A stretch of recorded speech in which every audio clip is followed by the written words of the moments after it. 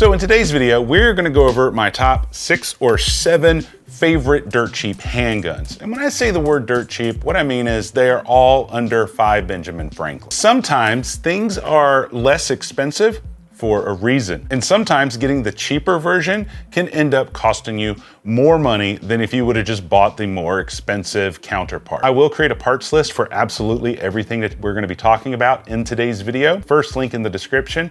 I'll also pin it in the comment section. Number 1, the Beretta APX A1 Tactical Compact. Now this could be either the most expensive affordable gun that we're going to talk about today, or it could be one of the most affordable. The reason is these tend to go on sale and Beretta typically offers some kind of rebate with them. Standard price with no rebate is about $4.99. If they're running a rebate, they're about $3.99. I'll have more info at the parts list on how to find those. Although this one is the most expensive of the affordable guns that we're gonna be talking about today, you know, without the rebate, this one is one of the most feature rich. This one includes the most amount of magazines. When you get in the box, they include 3 magazines. These are all 15 round standard capacity magazines, and on the full size variant, it includes 3 21 rounder. That is nice that they include 3 magazines. Very few manufacturers actually do that. The other thing that they include with this one is factory optic height sight. Some of the guns we're gonna talk about later don't include these, and if you want them, you gotta spend extra money on them, so that's always a downside. In the box, you do get 3 back straps. They're small, medium, and large.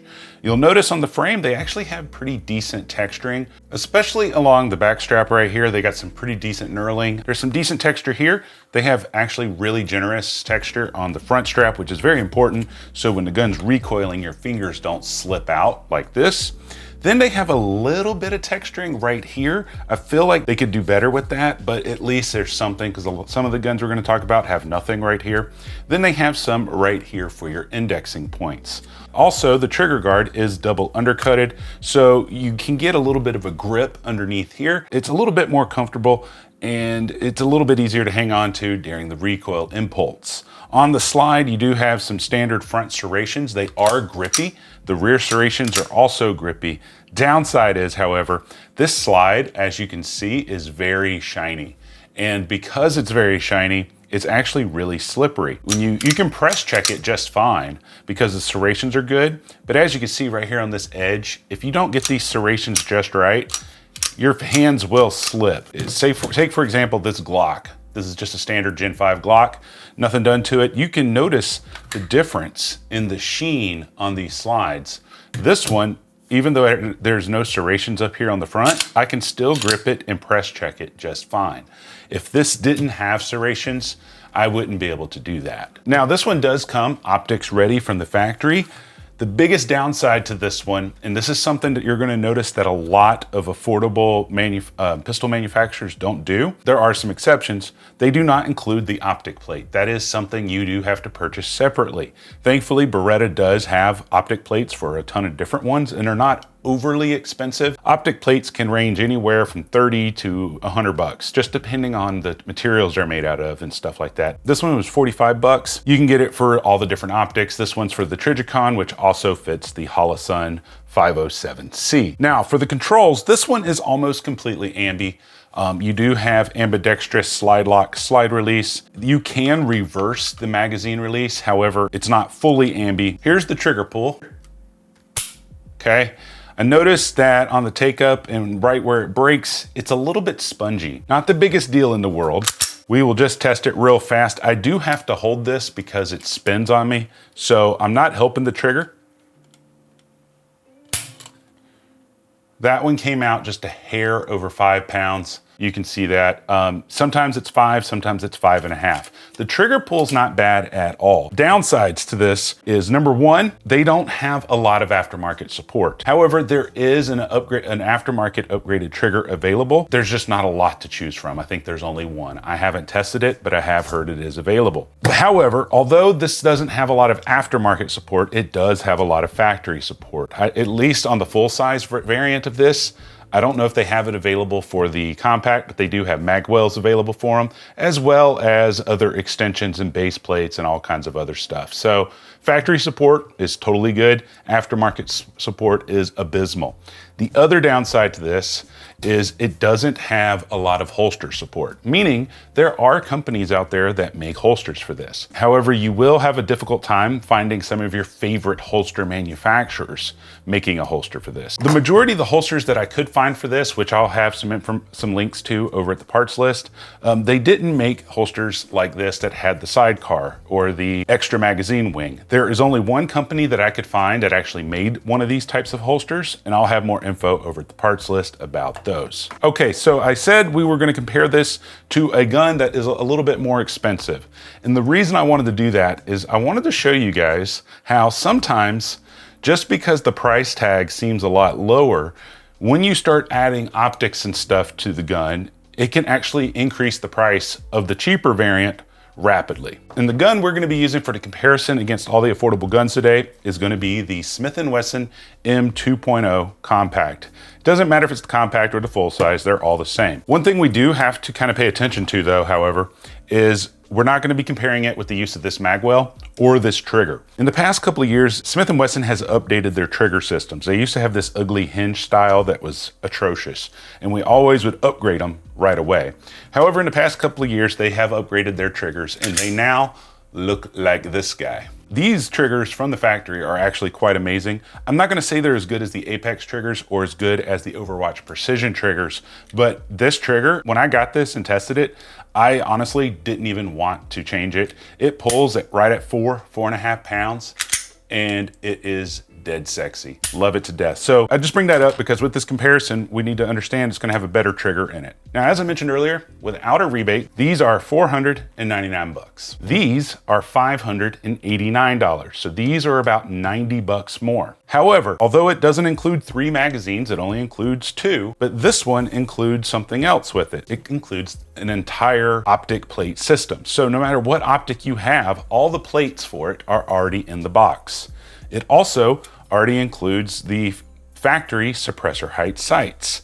So if you were going to put an optic on here, there's nothing for you to go buy. All you do is slap your optic on and you're good to go. So we'll just say, for example, for all the comparisons today, we'll get a Holosun 507C.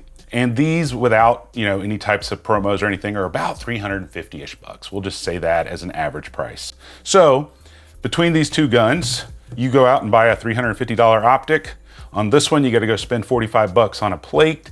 And this one only ends up costing you $45 more once you put the optic on versus the $89 price difference before optics. And the advantages you get for that additional 45 bucks are a way better grip texture. You also get a lot of aftermarket support with these. You never have to struggle with finding holsters for certain types of holster and light combinations.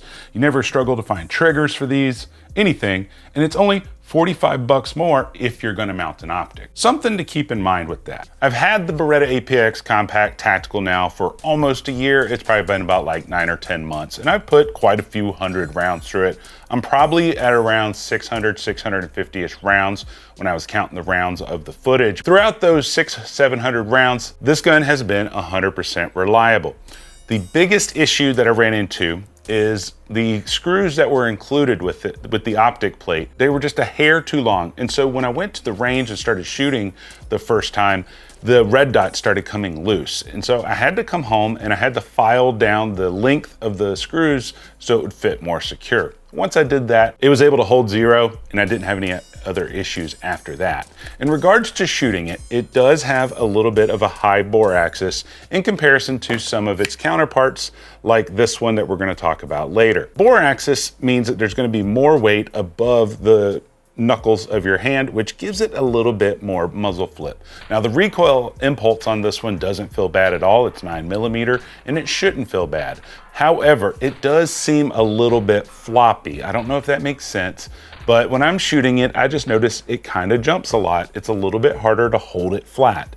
Not that it's impossible, just something I noticed. Earlier, I talked about the grip texture. I did notice with this one, even when my hands got hot and started sweating, I didn't have to really re-grip my hand that much, which is a good thing. The only other issue that I ran into with this, and it wasn't even an issue, and this is something that's going to be very subjective. I had a difficult time getting a cadence going with this. And what I mean by that is maybe you want to shoot 3 rounds at a time, like pop, pop, pop, pop, pop, pop, pop, pop, pop. You know, sometimes I try to get a little cadence going with some of the guns that I test, and I found with this one, it was just more difficult to get that cadence going versus some of the other guns that we're gonna talk about in a little bit. That could just be a me issue because my buddy Mike from Tactical Considerations channel, he seems to shoot it just fine. But overall, I do think it's worth the money that they're asking for it. As I mentioned, they're like $4.99, and sometimes they go on sale for $3.99 when they do the rebates. And being the only gun that we're gonna talk about today that does include 3 full magazines, I think it's kind of a pretty good deal. The biggest downsides that I have with this are gonna be lack of holster support. There's not much aftermarket support. And so if you're the kind of person that doesn't really like to tinker on your guns, you just want something that you can grab, you can start using it. I'm not gonna say it's the best and I'm not gonna say it's the worst. It's just kind of somewhere in the middle. Now we're gonna move on to gun number 2.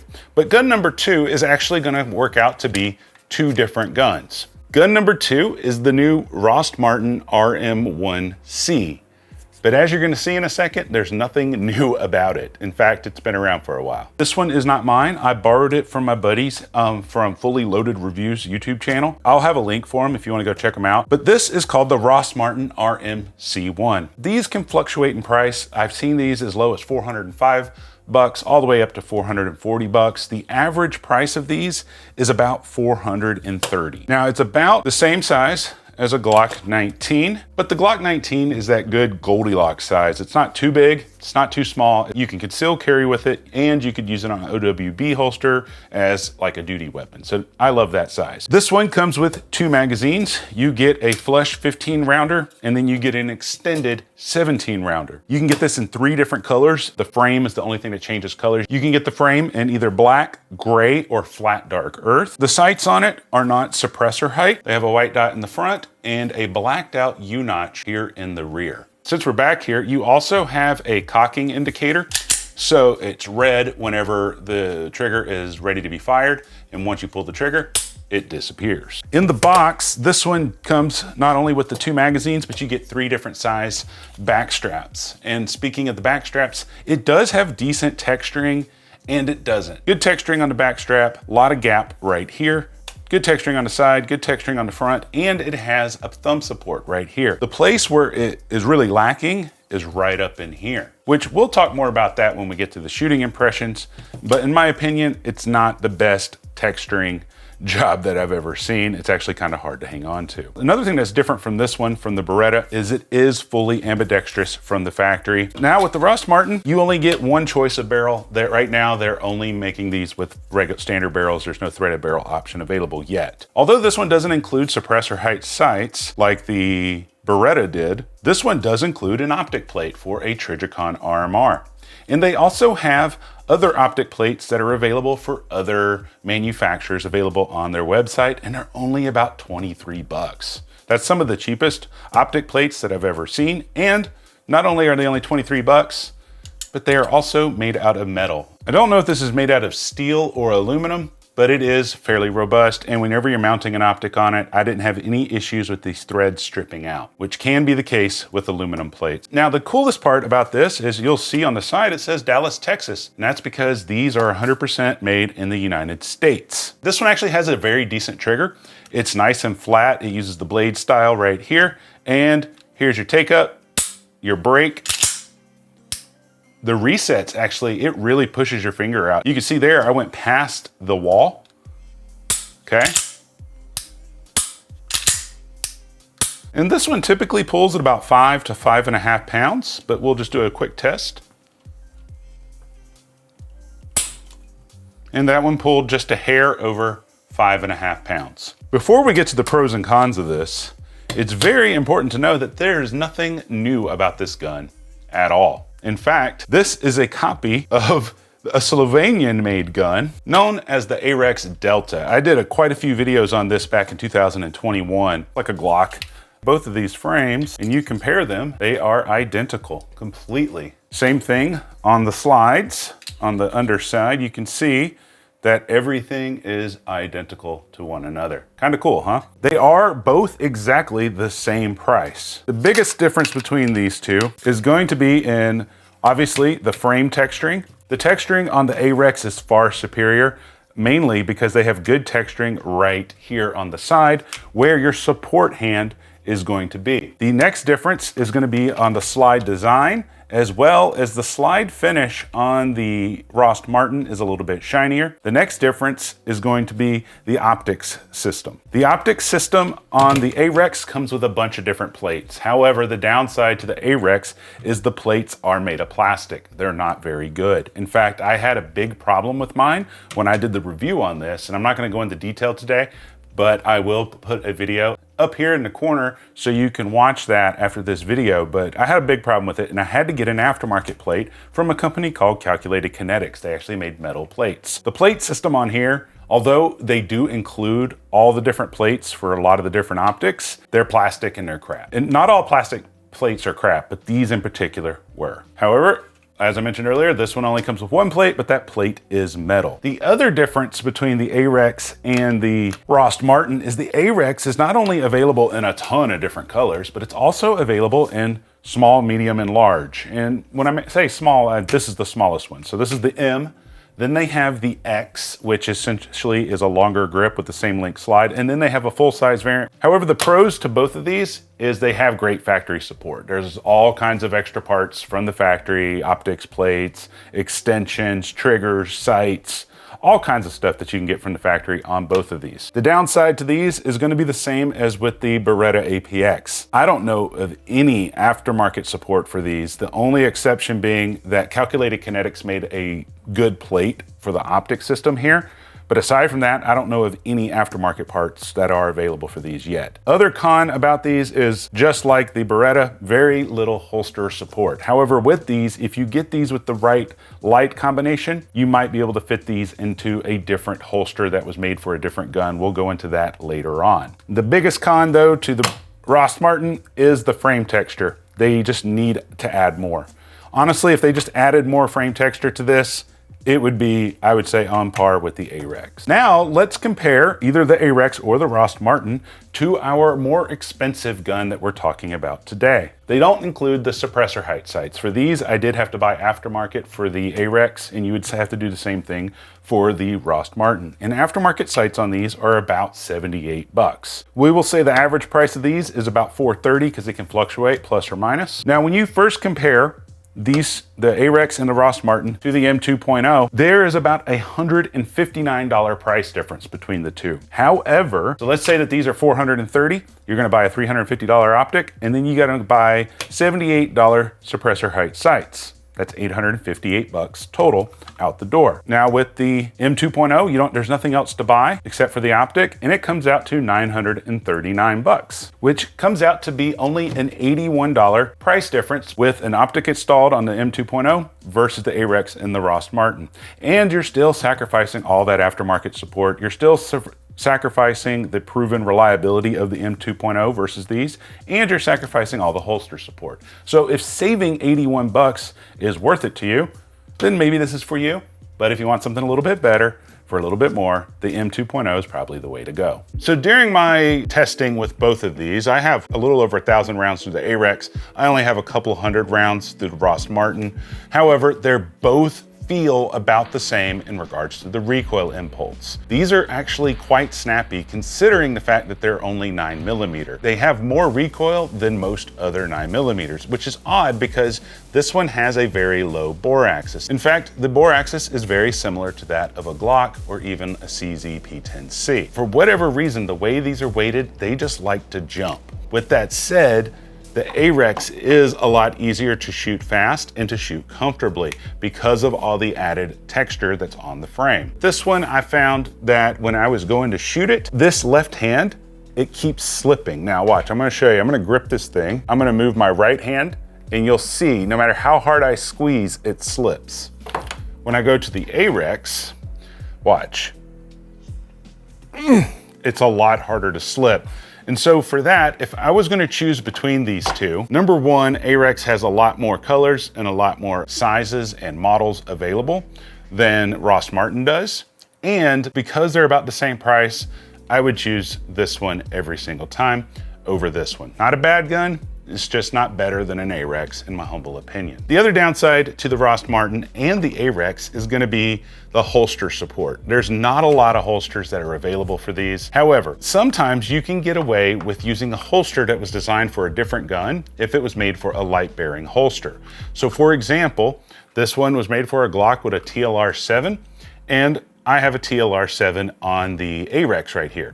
When I go to put the holster in, it's a little tight, but overall it fits and it has decent retention. It's not the smoothest fit ever, but it will get the job done. Now you'll notice, because the trigger guards are different between the Ross Martin and the AREX, when I go to try to put it in with that one on the same light, the trigger guard is too big and it won't fit into this holster. So it's hard to predict which holsters will work for which, but I will say I had an easier time with cross compatibility using lights with the AREX versus the Ross Martin. Now let's get to the next gun, which is actually going to be like 2 or 3 different guns, because it'll make sense in a minute. So now let's talk about a gun that's actually affordable, because as we've seen with the Beretta and as we've seen with the Ross Martin and the AREX, although they are a lot cheaper on paper when you first pick them up, once you start adding optic plates or suppressor height sights, the savings between them and the M2.0 diminish drastically, and it's almost better just to go ahead and get something like an M2.0. And that's gonna bring us to Palmetto State Armory / another company. So we'll start with this one. This is the Palmetto State Armory dagger. If you're unfamiliar, they're only 299 bucks. I did buy this with my own money. Although Palmetto State Armory would have sent me one of these back in 2021 when they launched, they just couldn't keep them in stock long enough. And so I had to look every single day till one popped in stock and I bought it. They also have one called the Micro, and this is essentially their Glock 43X clone. They come with these proprietary magazines that Palmetto State Armory uses, and it only includes one magazine, their daggers, all of them. And this is the one that it includes. This is their more upgraded ones that you can pick up separately, and these are 15 rounds. Not bad for a micro compact. Now, I don't have all my testing done on this. Don't take everything I say about the micro dagger as doctrine, because I literally just got it. I only have a little over 100 rounds through it. However, so far, I've had no problems out of it. But you'll notice that their magazines are kind of a hybrid between metal and polymer. Now, prior to these coming out, the only other magazines that were available were from Shield Arms. And with the Shield Arms magazines, they were all metal, which meant you had to upgrade to a metal magazine release, or that metal magazine was gonna wear out the shoulder on your magazine release and then your mag wouldn't stay in, or vice versa. If you had metal mag release and a polymer mag, the same thing will happen. So they kind of created, a good in-between of this. Don't worry, in the future, we will do a good comparison with these mags, the Shield Arms mags, and we're gonna be testing a lot of other 43X clone. I was able to pick this guy up with the Holosun 407K. It's actually on this slide, which I'll show you in a second. Came installed on that with one mag. I don't remember if it was $399 or $499, but either way, completely kitted out. Most expensive is $500, not too shabby. Yeah, you gotta go buy extra mags, but not a bad way to go. And then with these, obviously the basic ones that have no optics cuts on them are like $299. But that's all gonna bring me to this bad boy right here. Which reminds me, I do want to give a big shout out to the guys at Brownells. They did take care of us today in order to help make these videos. The reason I wanted to bring them up at this point in the video is because of this frame right here. Now, I bought this frame, and these frames are dirt freaking cheap. But Brownells does carry these, and I will have some info at the parts list. Not only do they carry this one that's like the Glock 19 size, they also have a ton of different colors. They also have the full size for like a Glock 17. They also have frames that will fit this little guy or a Glock 43X. So I got one of those coming and we're gonna test it out. But I do wanna give a big shout out to Brownells. Although they didn't send me this frame and I did buy it from them years ago, they do have them, and I'll have some info at the parts list. This is called the SCT Gen 3 Glock frame. And what's cool about these frames is they have way better texturing than I would say the PSA dagger. Now, obviously this Glock is kind of kitted out, right? If we don't count the price of this trigger and just replace it, say, with like a basic OEM trigger, don't calculate the cost of this magwell or this compensator, I was able to assemble this completely with sights and red dot for only 499 bucks. And I made a video about this back in 2022. This thing has just been incredibly reliable. It's actually run just as good as a lot of my OEM Gen 3, Gen 4, and Gen 5 Glocks. I've actually been very impressed with this. And you can see it's filthy and it's got dirt all over it because I've been running the crap out of it. Then I upgraded the trigger and stuff like that. So essentially, this is a complete PSA slide, minus the barrel and the comp, that's somebody else. But they sold these complete slides right here with the red dot, with the optic sight, with a threaded barrel and all that, all the internals, and I paid, I think, $3.99 for this slide. Then I bought this guy. This stripped frame right here was about 50 bucks. Then I bought Glock OEM internals for in here, put it together, and it ran great. Now, let's talk about potential issues. So the frame that I got was completely stripped. They do have a version now that has internals in it, but they're not Glock OEM internals. I have seen 1 or 2 reports of people having a bad experience buying the version that already has the internals in it. I haven't tested them, so I can't speak on their reliability, but I have seen some problems with that. But with OEM internals, I've had no problems. So if you were to do something like this one here, it would only be about anywhere from $500 to $559 because the prices do change on these slides. They go up and down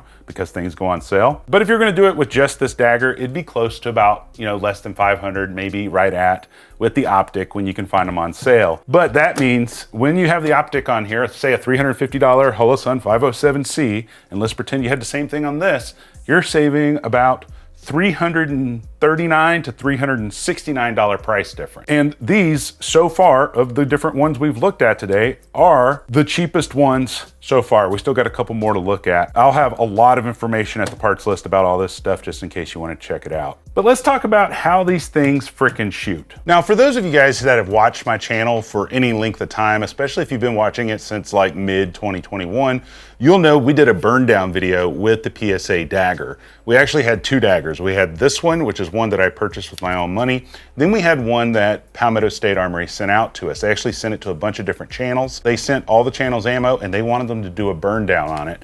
And they wanted us to say if we had problems with it in the video, as well as to them personally when we were done with it. I did 1,000 through that one, and I did like 400 or so through this one. If you want to see that full video, I'll put a link right up here so you can check that out.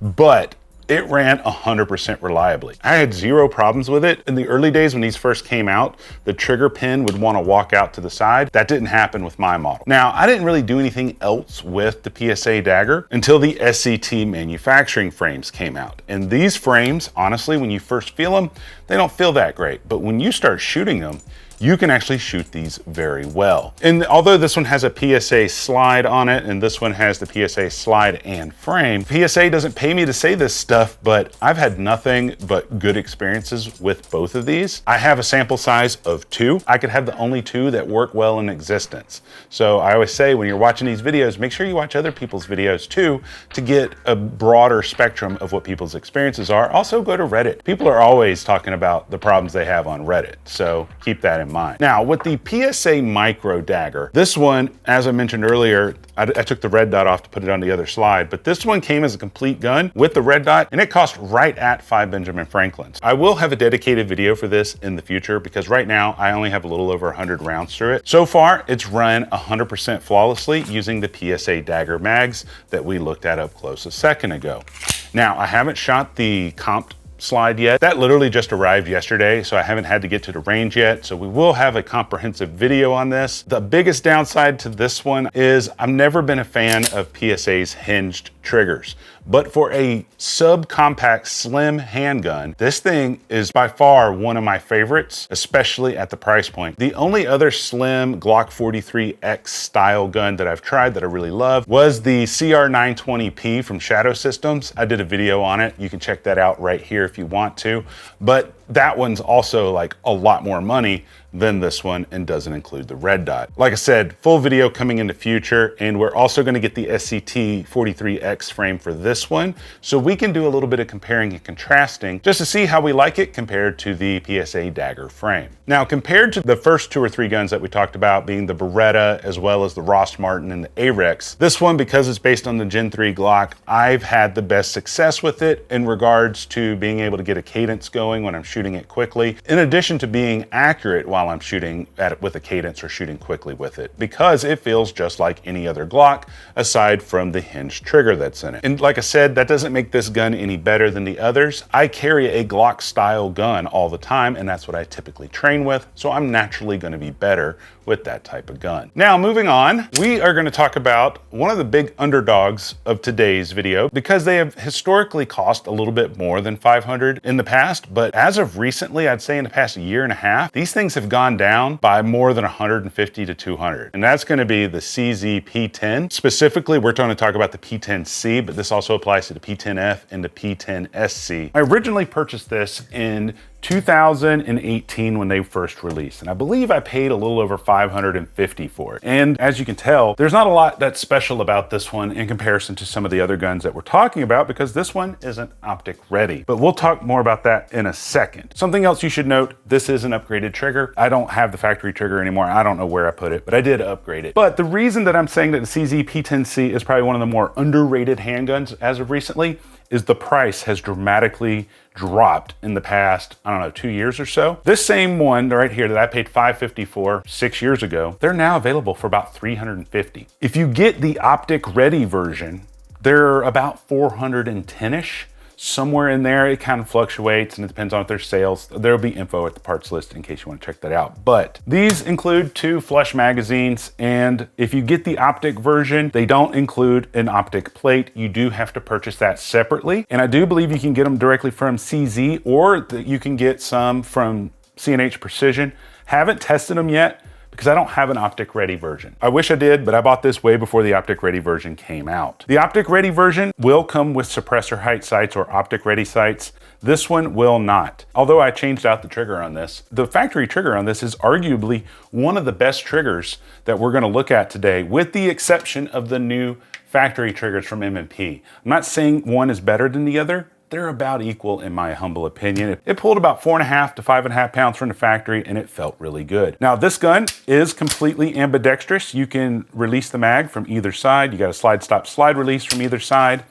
In addition to that, it disassembles just like a standard Glock for cleaning and maintenance. Not too shabby. Now, I'm not gonna do a trigger pull test on here because I have the aftermarket Overwatch Precision, but there are about 3 different companies that make triggers for these. I've tested them all, and they're all really good. It just kind of depends on which one you like the look of the most. Now, although these are probably the most underrated pistols, and although these are very affordable, this one takes it a little bit further than the other ones if you want to put an optic on it when it comes to comparing it to the M2.0. So when I first got mine, this is the original slide right here. This is an additional factory slide I purchased later. So when I first got it, I sent this off to my buddies at Primary Machine, and they did a lot of work on this slide for me. But I bring all this up because doing an optic cut on the non-optic ready slides for the CZ P10C is actually kind of expensive. You have a couple of different options. If you notice right here on this slide, look how far forward the dovetail is. Because of that, you have limited space up here on where you can mount an optic. You can mount an optic in front of here, but it's hard to find suppressor height sights that are this design where they kind of go back a little bit, then pop up. They are around, they're just hard to find. You can do that optic cut right here. I think it's about $150 to $200, somewhere in there. Now this optic cut's different because they milled out the original dovetail, cut a new dovetail for a Glock sight, so I could have backup irons, and I didn't have to worry about trying to find a suppressor sight. This optic cut alone is like $400. That is insanely priced. But back in 2018, if you wanted an optic on your P10C, these guys were the only people you could go to back then. However, since that time, there are a lot of aftermarket slides that are available. This is one right here from my buddies at Norso CNC. I've talked about Norso in tons of different videos. I have slides from them for Glocks, the CZ, different SIGs and stuff like that. There are aftermarket slides available for this gun, which is a pro for the P10C. Not only is it affordable, but it's also got a lot of aftermarket support and a lot of holster support. So typically, this is how I run my P10C. I have the Shield Arms mag extension. I have a info at the parts list about that. Surefire X300, I got the comp and all that stuff on here from Primary Machine. Then I have my Tier 1 concealed MSP holster that fits any gun that has an X300 or a TLR1 or a Cloud Defense. It just depends on which one you got. And I use it kind of like just as a fun range gun. You know, I used to carry this years ago. You can carry it because it is the exact same size as a Glock 19. However, the biggest downside to the P10C is the grip texturing. Although this checkering is good where they have it, there's just not enough of it. And you have to either put grip tape on here or you gotta go out and spend money on stippling in order to make it good. I bring that up because if we're gonna compare this as a base model to the M2.0, if you were to buy the non-optic ready version of this gun, you want to put an optic on it. Unfortunately, the optics cut for this is about 150 to 200 bucks, depending on the type of cut you want to do.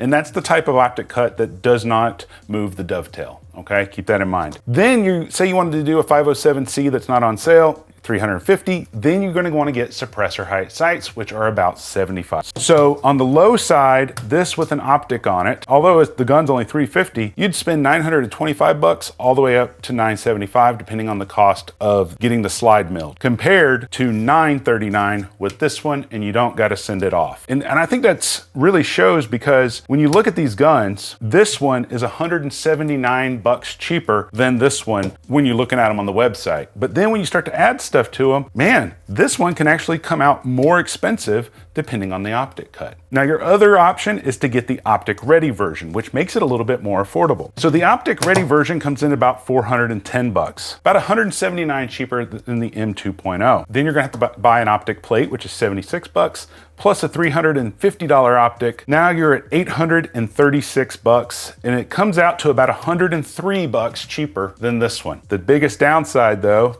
is you have very lacking texture on this one versus this one has quite a bit of texture on it, and it's gonna come down to what you like versus the other. If you don't wanna deal with all that, you don't wanna deal with having to get this thing stippled or buying grip tape for it, get the M2.0. That's just my suggestion on what I would do using my own money. Both of these have roughly the same amount of factory support, the same amount of aftermarket support, and the same amount of holster support. Even from the factory, the thing I loved about this gun was the ergonomics. I loved how my hand would just hook up into here, and when you press out, you can really get a decent grip on here. However, the biggest downside to this gun is the lack of texturing. And so when your hand starts sweating, it can be a little bit difficult to hang on to.